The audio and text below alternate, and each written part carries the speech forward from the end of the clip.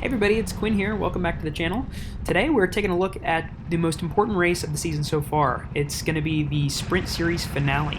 Not only is this the last race of the season, but this is also one of the only A-mains that we've been able to record on the channel so far. And the flagger is going to go. We push off with our left foot there, just like always. Got to get a little bit of launch control. And we're going to come off great from the line. We pull away and don't lose any positions. We're right on Tony Wyka's tail in the 43 into turn 1, and I'm going to put my car right up alongside him. I'm not going to let him shut me out of the Contino curve there. And then we're going to slot in right behind the 23 car, gaining one position in the first corner complex. So we're feeling pretty good, but then Tony Wyka sends it right back up the inside, and he's around our outside here for the sweeper. Now, at the race clinic earlier in the week, they were telling us that it's impossible to go around the outside of the sweeper, but Tony just absolutely went around the outside of me. And then we see Devins Baker has got some trouble out there. He has to go around a barrier, and he falls back. So we gain one, and then we lose one to Tony coming through Tecnico. It's a pretty chaotic first lap so far, but now we are tucking in right behind Tony in the 43. It's really kind of perfect that I'm on Tony Wyka's bumper for the last race of the season, because in my first ever karting video, in the Oval Showdown video, I'm chasing him that whole race as well, so it seems fitting that we're ending the year right behind him. But he is going to lead us around a big group here up the inside on the start-finish straight, and we're going to move up from 20th position into 19th and then 18th going into turn 1, and we're side-by-side here with 17th, but we can't quite take it, and he pulls away from us coming through Contino. But this has been a pretty fantastic first lap or so. We moved up from 21st to 18th, so as long as we can hold it together, this is going to be a pretty fantastic result for us in the A-main. Now that the first lap is finished, it's important for us to try to settle in and catch that leading group, because if we keep fighting with the people around us, we're just going to keep dropping back and losing positions. So we don't really want to go for moves unless we're sure we're a lot faster, because if you can't pull it off relatively easily, both cars just lose too much time. And just consistency is rewarded at CalSpeed. We're gonna see that here. We see a little bit of a brake lock there, and just that little mistake loses him 2 positions, just like that.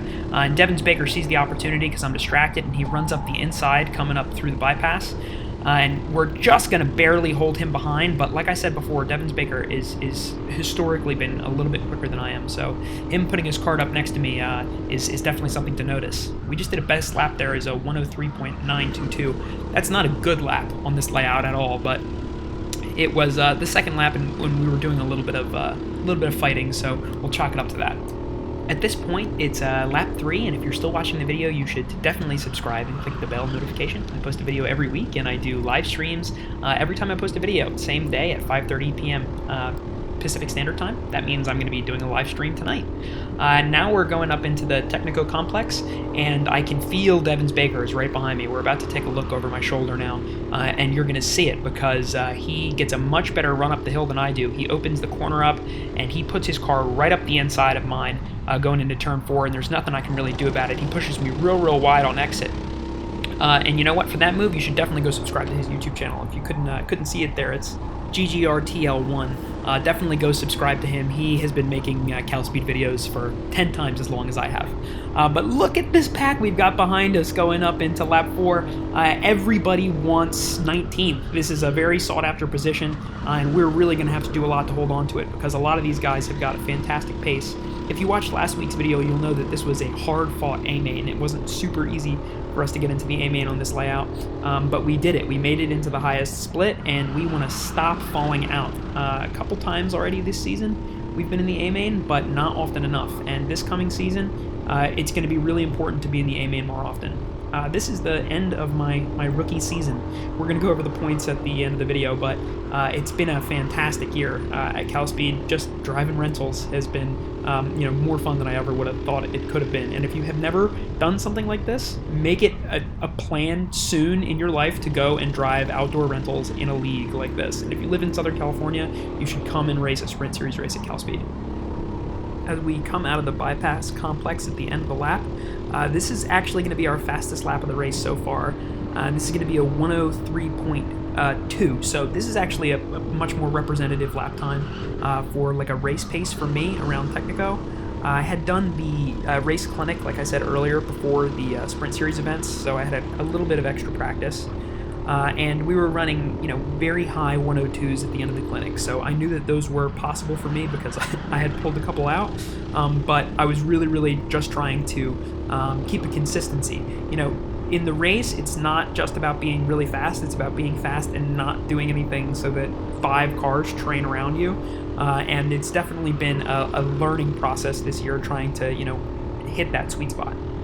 The layout that we were racing on for both this race and my last video is called Tecnico, and it's called that because it's the most technical layout at CalSpeed. We replace a couple of medium speed turns with a couple of new braking zones, and it really makes for great racing. We're coming off of the Classico CCW layout, and it is so hard to overtake. It was really refreshing to be on Tecnico.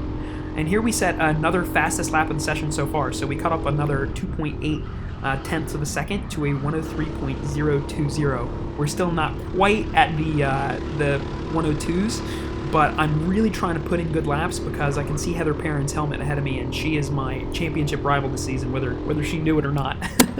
And oh, look at that! We get a little bit of contact, and Vince Sousa slips right through up the inside in the Tecnico hairpin. That's what I was talking about last lap. That hairpin. It's if they have got the pace, they'll get around you. So now I'm pretty frustrated. I've dropped back from 19th into 20th, and I don't know what it is about that 20th spot, but it feels 10 places worse than 19th. It feels so much better to be in the teens.